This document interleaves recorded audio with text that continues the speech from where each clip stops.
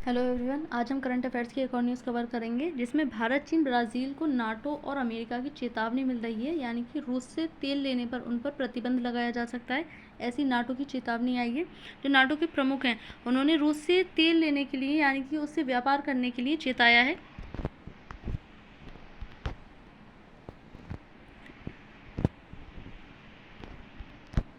ये पूरी खबर क्या आई है इसके बारे में हम देखेंगे। इसका विश्व पर क्या प्रभाव पड़ेगा, भारत इसमें क्या कर सकता है, क्या इसके समाधान होंगे, ये सब हम देखेंगे। तो खबर क्या है। रूस यूक्रेन युद्ध के बाद पश्चिमी देशों ने रूस पर कई प्रतिबंध लगाए हैं। हमने देखा था कि जब रूस और यूक्रेन के मध्य कई वर्षों से युद्ध छिड़ा हुआ है तो अमेरिका ने ऐसे में जो रूस है उस पर सैंक्शंस लगा दिए थे, यानी कि उस पर प्रतिबंध लगा दिया था। और जब किसी देश पर प्रतिबंध लगा दिया जाता है तो वहाँ पर जो डॉलर है, डॉलर से कुछ भी कार्य नहीं किया जा सकता, यानी कि आयात और निर्यात प्रभावित होते हैं बुरी तरह से। जो रूस है इस पर प्रतिबंध लगने के कारण क्या हो रहा था कि वहाँ पर व्यापार नहीं किया जा रहा था।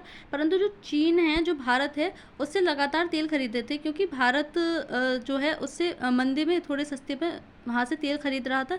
चीन जो कि डॉलर से निर्यात नहीं कर रहा था, वह अपनी ही करेंसी में जो रूस है उसके साथ व्यापार कर रहा था, वहाँ से तेल खरीद रहा था युआन से। तो ये फिर भी ब्रिक्स देशों भारत, चीन, ब्राज़ील ने रूस से तेल और गैस खरीदना जारी रखा है। यह व्यापार पश्चिमी देशों का अस्वीकार्य लग रहा है। पश्चिमी देशों का कहना है कि जो रूस है उस पर सैंक्शंस लगे हुए हैं और कोई भी देश उसके साथ व्यापार नहीं करेगा। नाटो प्रमुख की चेतावनी, क्या कहा इन्होंने। नाटो प्रमुख मार्क रूटे ने स्पष्ट कहा है कि अगर भारत, चीन या ब्राज़ील के प्रधानमंत्री हैं तो वे सुन लें। रूस से तेल गैस का व्यापार जारी रखने पर 100% द्वितीयक प्रतिबंध की चेतावनी दी है उन्होंने। यह प्रतिबंध व्यापारिक वस्तुओं पर टैरिफ के रूप में लगाया जा सकता है। हमने अभी कुछ दिन पहले देखा था जब यूएसए के प्रधान जो राष्ट्रपति हैं डोनाल्ड ट्रंप, जब वह राष्ट्रपति पद पर आए तो उन्होंने आते ही टैरिफ वॉर शुरू कर दिया था। टैरिफ लगा दिए थे कितने सारे देशों पर, भारत पर भी टैरिफ लगाया गया था। और फिर से इसी प्रकार की चेतावनी दी जा रही है नाटो की तरफ से।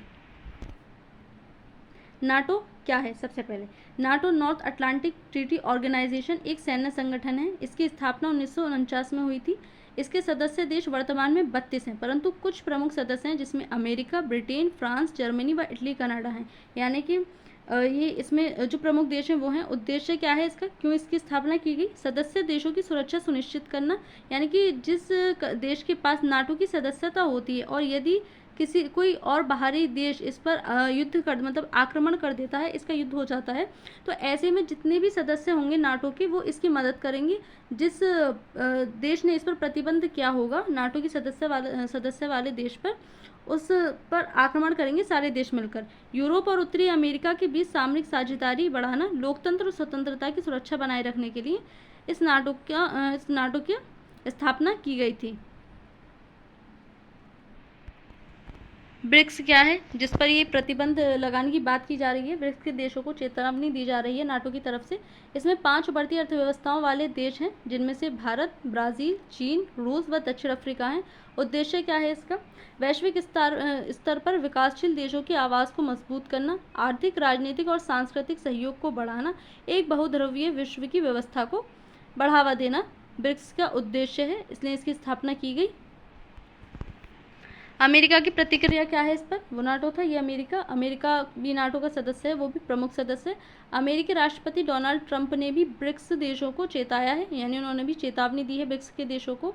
उन्होंने कहा कि यदि रूस से व्यापार नहीं रोका गया तो अतिरिक्त टैरिफ लगाएंगे। जिस प्रकार से अभी कुछ दिन पहले हमने देखा था, इन्होंने टैरिफ लगाया था चीन पर भी और भारत पर भी, कई देशों पर इन्होंने टैरिफ लगाया था। टैरिफ में क्या होता है, जो बाहरी देश से जैसे कि भारत या चाइना जो अमेरिका में अपना सामान भेजेंगे, निर्यात करेंगे, तो वहाँ पर उनका सामान महंगा बिकेगा, जिस कारण से उनका सामान बिकेगा ही नहीं, वहाँ की पब्लिक खरीदेगी नहीं। तो इससे क्या होगा, जिस देश का सामान वहाँ जिस देश पर ये टैरिफ लगा रहे हैं उसका सामान नहीं बिकने के कारण उस देश की आर्थिक व्यवस्था कमज़ोर होगी।